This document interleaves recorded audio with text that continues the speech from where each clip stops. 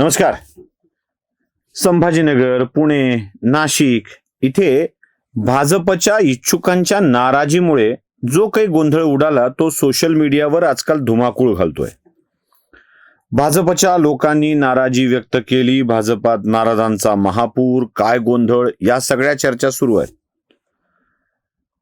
या सगळ्या गोंधळाला आपण सोशल मीडियावर बघितलंय, त्यामुळे त्या पुन्हा पुन्हा दाखवण्याची गरज नाहीये. भाजपमधली नावं सुद्धा आता समोर आली आहेत. हा, बदाने पाटलांवर अन्याय झालाय तो मान्य आहे. मध्येच एक बैनाडे नावाचे कार्यकर्ते, त्यांनी आपल्या गाडीवरचं कमळ घासून काढलं, तो एक व्हिडिओ व्हायरल झाला होता. पुन्हा परत 2-3 महिला, एक साळुंके ताई आहेत, त्यांचा व्हिडिओ व्हायरल झाला होता. दुसऱ्या अजून एक आहेत ज्या उपोषणाला थेट बसल्या होत्या, त्यांचा व्हिडिओ व्हायरल झाला होता. त्या म्हणाल्या की मी 18 वर्ष झाले काम करते आहे. मुळात हा उद्रेक भाजपकडे जास्त होणं स्वाभाविक आहे, कारण भाजपकडून विजयाची खात्री वाटते. त्यामुळं आपल्या पक्षाने आता आपल्याला उमेदवारी द्यावी अशी लोकांची अपेक्षा असते. जागा तेवढ्याच आहेत, म्हणजे कुठे 100 जागा आहेत तर 1600 अर्ज आलेत, कुठे 122 जागा आहेत तर 700 अर्ज आलेत, कुठे 100 जागा आहेत तर 561 अर्ज आलेत. पण जागा तेवढ्याच आहेत, म्हणजे 100 जागांवर 561 अर्ज आले असतील तर 461 लोक नाराज असणार आहेत. त्यामुळे नाराजांची संख्या भाजपमध्ये जास्त असणार आहे. 100 जागा लढायलाच मिळाल्या नाहीत काही ठिकाणी लोकांना, तर ते नाराज असायचा काय प्रश्न आहे. मुंबईत तर 16 जागा काँग्रेसनी मोकळ्या सोडल्या म्हणे, उमेदवारच मिळाले नाहीत. त्यामुळे तिथे उमेदवारी घेता का उमेदवारी म्हणून जावं लागणार असेल तर तिथे नाराज असण्याचा काय प्रश्न आहे. त्यामुळे भाजपमधली ही नाराजी आणि त्यानंतरचा उद्रेक स्वाभाविक आहे असं मला वाटतं. पण नॅरेटिव्ह काय असतो हे जरा नीट समजून घेणं आवश्यक आहे.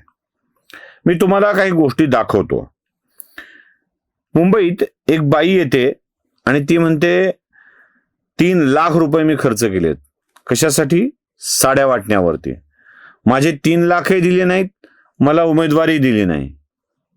आणि हे कुठं घडतंय बघा तुमच्यात. 17 मध्ये सुद्धा त्या निवडून आल्या, महिलांना साड्या वाटल्या, त्या साड्याचे 3 लाख रुपये माझे अजून दिले नाहीत. माझे दागिने घाण ठेवले मी, त्या बाईने मला अजून पैसे दिले नाहीत. फक्त काय यांना काही सीटा घ्यायच्या आणि मोठं मिळवायचं. गरीब माणसाचे पैसे द्यायला काय होतात. मी रस्त्यावर बसून वडापाव विकते, माझे पैसे अडकलेत पण मी विचारलं नाही. आज त्याच माणसाला घेऊन इथे आली आणि सीट मागून घेते. म्हणजे आजारी माणसाच्या जीवावर तुम्ही तिकडे कमवता, काम करणाऱ्या माणसाचं काय करायचं त्या माणसाने. आज त्याने किती वर्ष खर्च केलाय शाखेत. बघितलं, म्हणजे साड्या वाटा, उमेदवारी देऊ, लाच द्या मतदारांना, आम्ही उमेदवारी देऊ, पैसे वाटता येत नाहीत म्हणून साड्या वाटा म्हणायचं, ती 3 लाख बुडवायचे आणि उमेदवारी द्यायची नाही, हे लोक जाहीरपणे बोलू लागतात. याची चर्चा कोण करणार? मीडियाला वेळ नाही मिळतो, सोशल मीडियाला वेळ नाही मिळत, कारण त्यांना भाजप चुकतोय कुठे हे दाखवायचं आहे. साड्या वाटपाचा व्हिडिओ नाही होणार. मी तुम्हाला नाराजी काय असते हे दाखवतो. पुण्यामध्ये उबाठा गटाच्या माणसाला उमेदवारी मिळाली नाही म्हणून चक्क पोस्टर फाडलं. आपल्या नेत्यांची चित्र असलेले पोस्टर फाडले. बघा,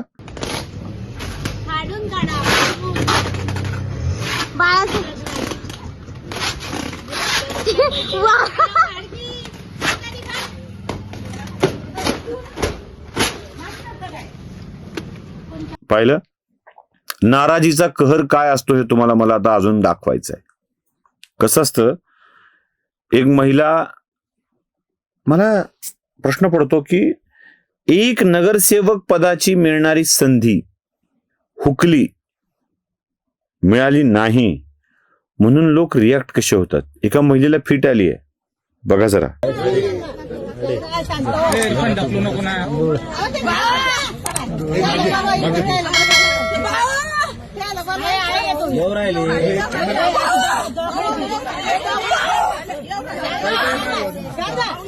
एक माणूस तोंड फोडून घेतोय, बघा जरा.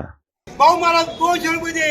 मी अख्ख्या लोकांना भीक मागून कार्यक्रम केला पण यांनी मला टाळलं बाबू. काय दुसऱ्याला तर चक्क मी भारी आहे असं सांगायचंय. माझ्यापेक्षा कोणी भारी असेल तर सांगा. संभाजीनगरचाच व्हिडिओ असावा, घ्या बघून. अरे आमच्या हाल अदृष्ट का करताय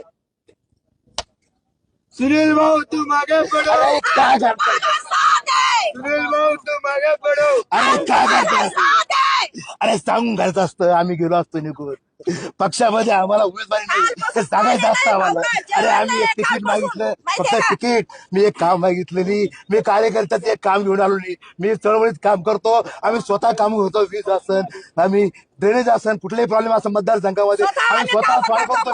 आणि मी यांना निधी मागितला नाही, काहीच मागितलं नाही. आणि माझी उमेदवारी का कट केली मी साहेबांच्यावर आलो नाही. बाकी माझं काहीच म्हणणं नाही की माझ्यापेक्षा तो भारी कसा काय, मला सांगा तो भारी कसा आहे. मालेगावचा माणूस तर मी काय करून माझ्यापेक्षा भारी सापडतोय का म्हणतोय. दुसरं कोणी आपल्यापेक्षा भारी नाहीच आहे असं त्याचं म्हणणं आहे. तेही बघा. मोठी गेम केला. माझ्या बापाचा ड्रायव्हर, माझ्या वडिलांनी ड्रायव्हर. मी काय करू, मी मला चुका, मी काय करू, मी माझ्या बाबासाठी काय करू सांगा. तुम्ही तिकीट देते, मी पुढे काय करू माझ्या बापासाठी. माझ्या बाबासाठी काय. बघितलं. एवढं सगळं बघितल्यावर निष्ठावान आपणच एवढ्या रिॲक्शनशी, एवढ्या टोकाच्या भावना व्यक्त करण्याची आवश्यकता आहे का? नगरसेवक पद हे आपल्या आयुष्यातलं एकमेव असं पद आहे आणि ती शेवटची संधी आहे असं आहे का? उमेदवारी मिळणं ही जागांवर अवलंबून आहे आणि ज्यांना मिळाली आहे ते निष्ठावान नाहीत असं आपण का ठरवायचं? प्रमाणपत्रांचं वाटप कोणत्याही पक्षात असो, ते भाजप असो, शिवसेना असो, राष्ट्रवादी असो की काँग्रेस असो, राष्ट्रवादी दोन्ही, सेना दोन्ही, का ठरवायचं आपण? कशासाठी ठरवायचं असं? मुळात ज्या गोष्टी समोर यायला नको त्या येऊ नयेत यासाठी, यायला हव्यात त्या येऊ नयेत यासाठी हे सगळं चाललंय. संभाजीनगरला रशीद मामूला तिकीट दिलं आणि खैरे नाराज झाले. खैरेंचं वाक्य ऐका. मला अंबादास दानवेंनी पूर्ण यादी मी सामनात पाहिलाय आणि अजूनपर्यंत मला त्यांनी डिक्लेअर केलं नाही, म्हणजे दाखवलं नाही की माझा अपमान आहे. मी वरिष्ठ आहे, त्यापैकी शिवसेना नेता आहे, माझा अपमान आहे. माझा असा अपमान करत असेल तर मी इतकं कष्ट करून त्या ठिकाणी टिकून एकनिष्ठ राहून मग मला हे फळ मिळतं का आता असं? ऐकलं. रशीद मामूचा विषय समोर यायला नको म्हणून भाजपच्या महिलांचे विषय पुढे आणले गेले. पोस्टर फाडल्याचा विषय समोर यायला नको म्हणून हे विषय पुढे आणले गेले. साड्या वाटपात पैसे खर्चले हे कळायला नको म्हणून हे पुढे आणलं गेलं. आणि हे जे पसरवतायत त्यांच्या लक्षात आलं पाहिजे. भाजपने आपल्या महिला कार्यकर्त्यांची नाराजी कशी काढायची ती काढावी. त्या भाजपच्या महिला कार्यकर्त्यात ऐकतील, रागावतील, चिडतील, सगळं होईल. पण एखाद्याच्या घरात चाललेल्या भांडणात कॅमेरे घेऊन घुसणाऱ्या मीडियाला भाजपचं दाखवून झाकायचंय कोणाचं याचा विचार करण्याची मात्र आवश्यकता आहे. नमस्कार.